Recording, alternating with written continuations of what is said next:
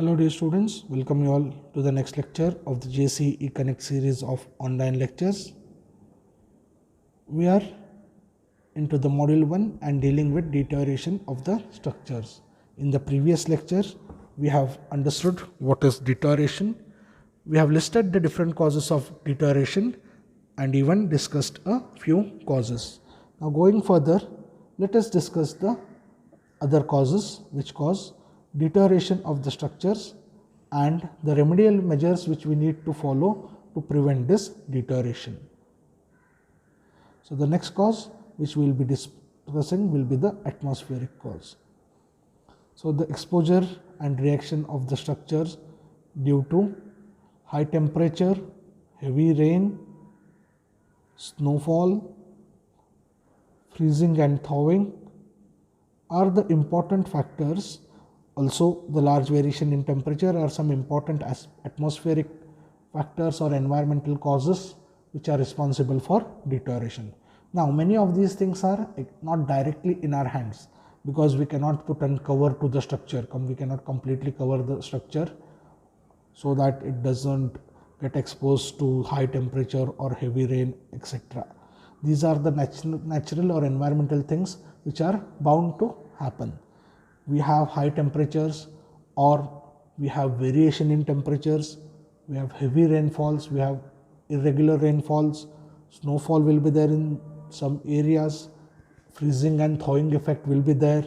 These all things are responsible for causing deterioration of the structure, and these are the natural causes. These causes are because of the natural elements, and it's difficult to completely avoid them or completely make your structure secure against them. So what best we can do is have some remedial measures. So let us discuss some remedial measures for overcoming the deterioration due to atmospheric causes. First one is proper maintenance is a major tool which can lower the effect of deterioration due to atmospheric causes. Yes, if we are keeping our rooftops clean, when it rains, there is very less possibility that the rainwater will get clogged at some areas or ponding will happen. If your terrace floor, or if rooftop is clean with a proper slope, the rainwater will drain away. So there is no thing such as the water will stand there stagnant and lead to deterioration. Further, pre-monsoon and post-monsoon repairs and maintenance should be carried out properly. So we have to understand when the structure needs maintenance. So pre-monsoon maintenance is very, very important. So before the monsoon, we have to do the maintenance activity, and after the monsoon, we have to inspect again and carry out whatever maintenance activity is required. Then construction activities related with concrete and mixing and placing of concrete should be avoided during heavy rainfalls. So guys, if you are a site engineer, you got to check this point, because what happens is if you carry out concreting during heavy rains, it doesn't gain the required strength because it directly hits the water cement ratio, and hence during heavy rainfalls the concreting activity, especially mixing and placing, has to be strictly avoided. Then one more important point here to be considered is the water cement ratio. Now many times we see that we start the slab work early in the morning.